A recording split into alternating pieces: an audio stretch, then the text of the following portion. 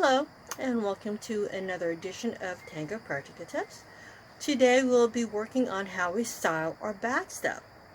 It's actually going to be a two-part series, and as I was editing the video, I realized that this would be a perfect opportunity for me to utilize one of the techniques that I do miss not being able to use through this format through YouTube.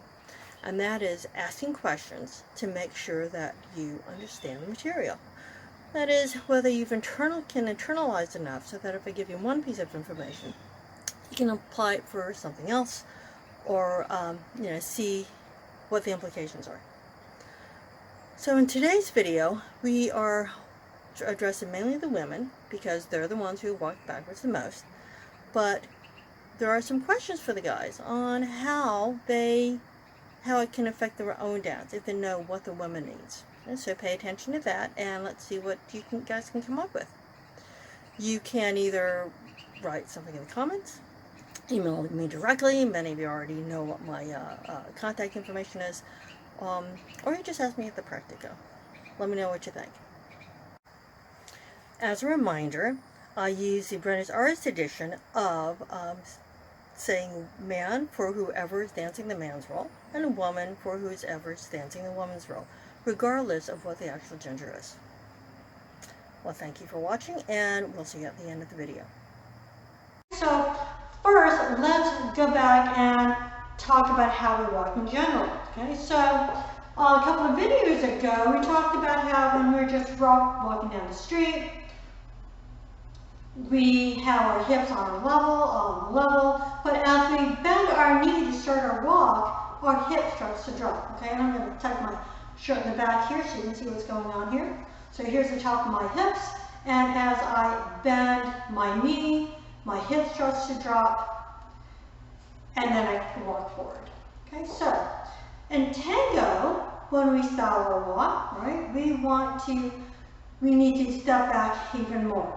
Okay, so I'm out on the street on the sidewalk, coming from the car, I'm going to the Malanga, doing like a regular walk, and then stepping into the Malanga, what happens? I have to do this. Okay, and did you notice what happened to my hips? So my hands are on my hips right now. I shift my weight onto one leg, and I pull up from here, right? I get into my Tango position up on the upper body, and that brings my hip up. Okay, so again, if you notice, here I am, just normal. Here I am going off of the street onto the Malanga. Okay, and so this, well, let's talk about why this happens.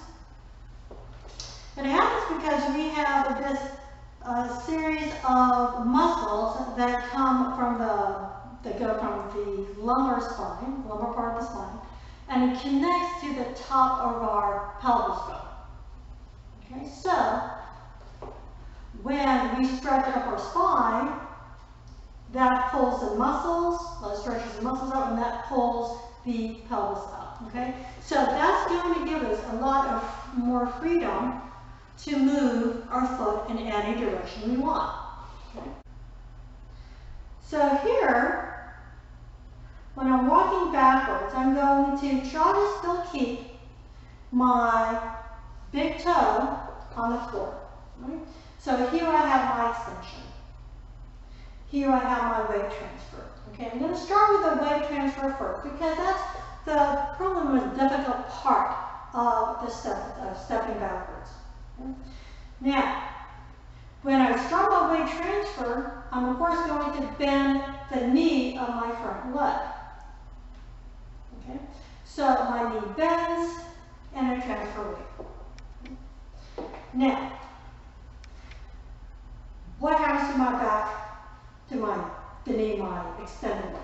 Okay, so I have two choices. I can either accept that weight on a straighter leg, if I'm being asked to come to neutral, or if I know I'm going to continue walking in that direction, or any type of series of movement really, I'm going to accept that weight on a more bended knee.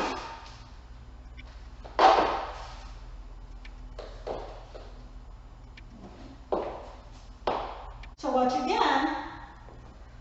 Here I have my extension.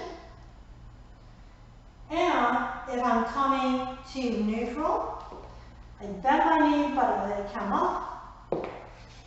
If I'm going to continue walking backwards, you can see I have more of a bend when I know that my leg is going to keep moving in another direction than if I know I'm going to come to a stop. Okay, so I ended this video with how we use our knees, so you can focus on that when you walk backwards. That's going to create a nicer walk, and it's all part of our tango styling.